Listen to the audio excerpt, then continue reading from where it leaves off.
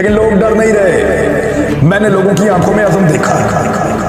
ये हैं टक्कर के लोग, बुजुर्ग, ख़वातीन, बच्चे,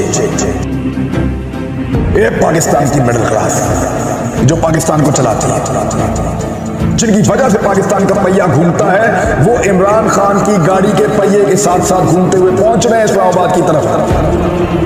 उम्मीद की किरण हर वो आदमी है जो इस वक्त बाहर निकल रहा है, जो इस वक्त जोर लगा रहा है, जो इस वक्त पाकिस्तान की जान मुट्ठी में से छुड़वा रहा है, जो कोशिश कर रहा है कि आज पाकिस्तान को हकीकी आज़ादी मिलनी चाहिए और इस मर्तबा पाकिस्तानी आज़ादी लेकर छोड़े।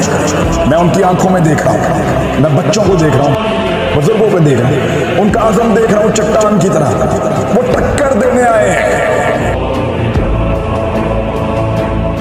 वो निजाम से टक्कर दे रहे हैं। जो निजाम चंद लोगों को मुकद्दस काय बनाता है, जो चार दीवारी के अंदर फैसले करते हैं और मुल्क को मुसल्लत कर देते हैं, जो निजाम बैरून मुल्क से आने वाले फैसलों के ऊपर यस बॉस कहता है, वो उस निजाम को टक्कर दे रहे हैं। और ये है वो टक्कर के लोग जिनकी मैं बात करता था।